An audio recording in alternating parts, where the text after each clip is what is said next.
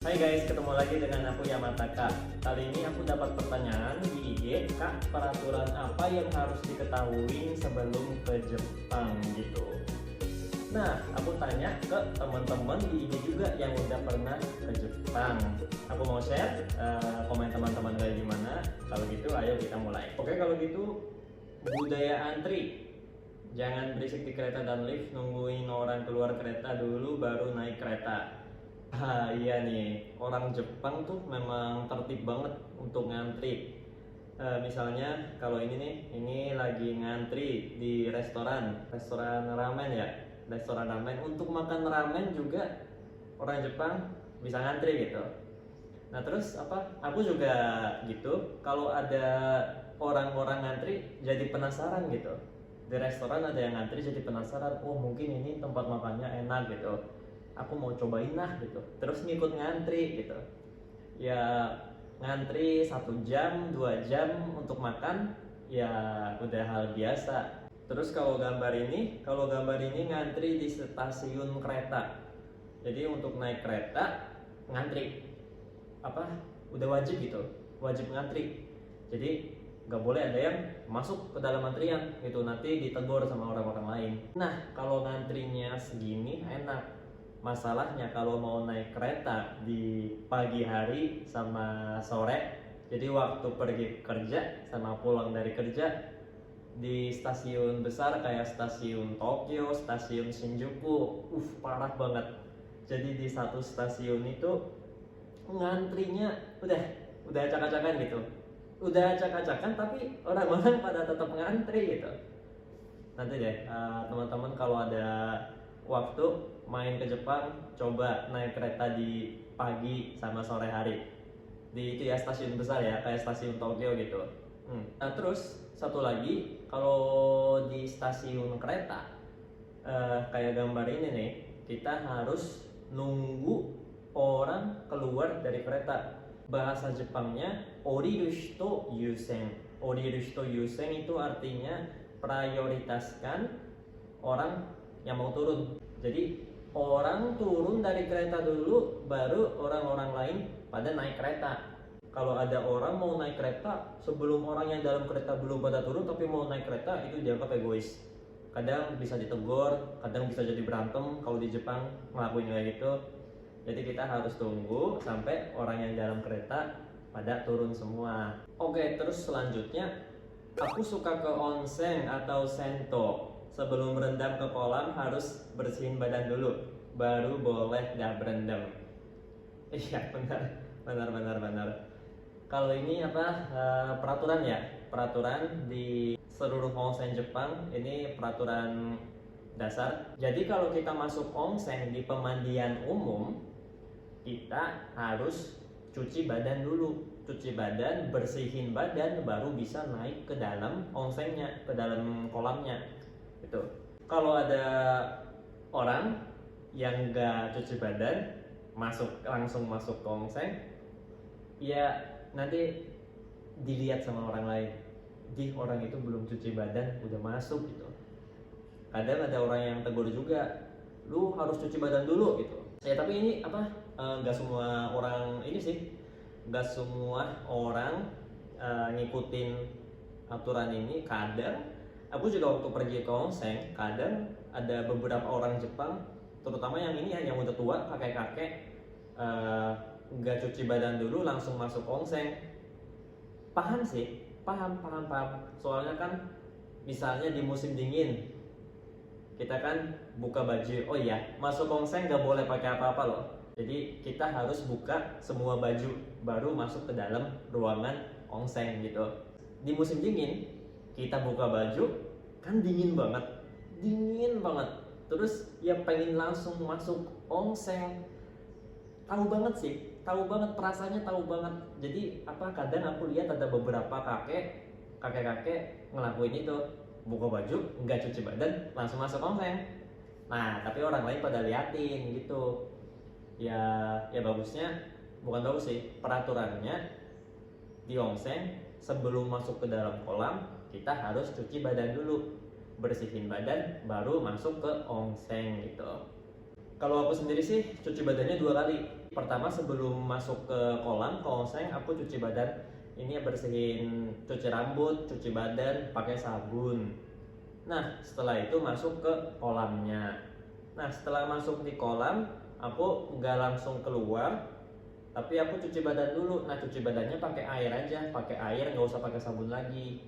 Terus aku baru keluar pakai baju gitu. Oke, selanjutnya tidak boleh foto sembarangan.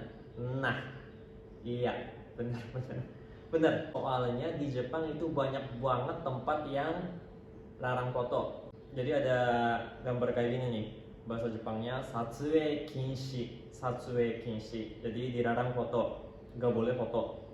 Nah jadi kalau ada tulisan kayak gitu, kita nggak boleh foto, gitu, nggak boleh foto. Kalau ketahuan foto, ya tentu ditegur, nggak boleh foto di sini gitu. Tempat yang dilarang foto itu kebanyakan di dalam ruangan, dalam perumahan atau di dalam restoran, di dalam museum, di dalam stasiun kayak gitu. Tapi kadang ada di luar kayak di tempat jalan juga ada gambarin juga. Dilarang foto. Misalnya kalau gambar ini di Kyoto. Nah di Kyoto nggak boleh foto di jalan ini. Nah ada jalan yang nggak boleh foto. Kayak gini gambarnya. Kalau di sini tulisannya kalau kita ketahuan kita harus bayar denda gitu. Oke, terus selanjutnya buang sampah harus sesuai sama jadwalnya, jangan dicampur-campur. Sama harus cek buang sampahnya pakai plastik putih yang udah ditetapin sama pemerintah setempat. Harus beli di Supa drugstore. Iya benar. Buang sampah di Jepang ini benar-benar tertib banget. Misalnya kan kalau di sini kan ada gambar, ini gambar plastik ya. Ini plastik sampah. Nah, jadi kita harus beli di supermarket. Di sekitarnya supermarket ini ada yang jual plastik kayak gini. Nah kita harus masukin ke plastik ini. Plastik ini juga ada beberapa macam. Misalnya plastik khusus untuk sampah yang bisa dibakar, kanen gomi. Plastik khusus untuk sampah yang gak bisa dibakar, funen gomi. Terus plastik khusus untuk botol, pet botol. Plastik khusus untuk kaleng kayak gitu. Jadi plastiknya terpisah. Nah kalau kita nggak masukin ke dalam plastik itu, nanti tukang sampah nggak mau ambil sampahnya gitu, didiemin aja gitu. Makanya kita harus beli plastiknya dulu, terus sampahnya harus buang ke plastik masing-masing gitu. Di semua tempat ada jadwal pick up sampah. Misalnya hari Senin untuk sampah yang bisa dibakar gitu. Jadi tukang sampahnya ambil sampah yang bisa dibakar. Kalau ada sampah selain itu nggak dibawa gitu. Misalnya hari Senin sampah untuk bisa dibakar, hari Selasa khusus untuk sampah yang nggak bisa dibakar, hari Rabu sampah khusus untuk sampah kaleng, botol kayak gitu.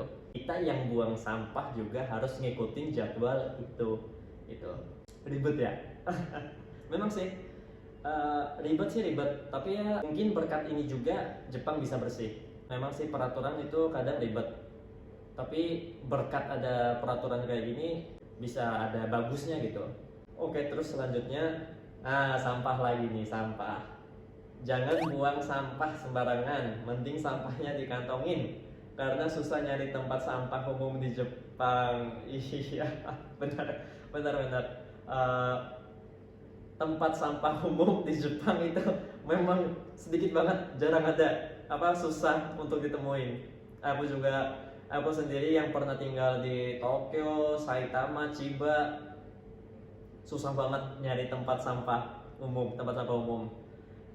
Jadi misalnya kalau aku ada sampah dari luar ya, misalnya sampah botol atau sampah bekas makanan, ya aku masukin ke dalam tas atau masukin ke dalam kantong celana, bawa pulang ke rumah terus buangnya di tempat sampah yang ada di dalam rumah gitu.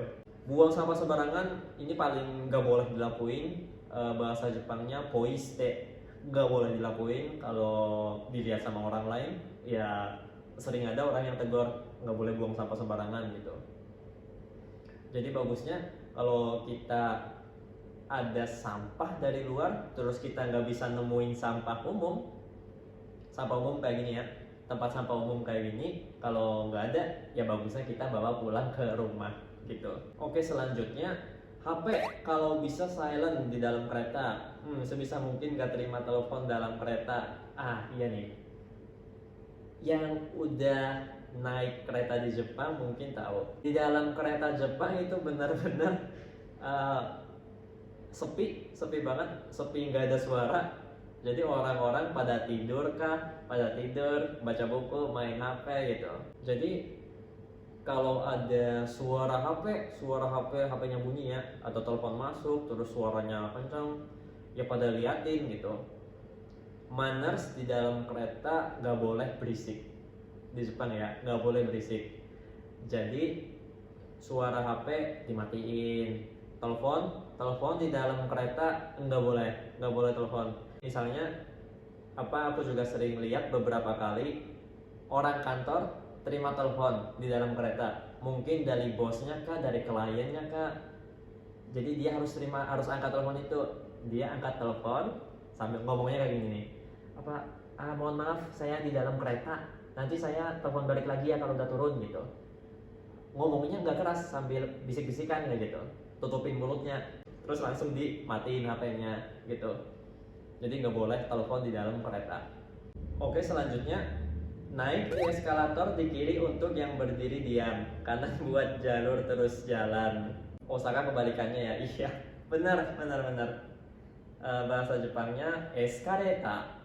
Nah, kalau kita naik eskalator di Jepang, kayak gambar kayak gini, jalur kiri untuk orang yang diem aja di situ.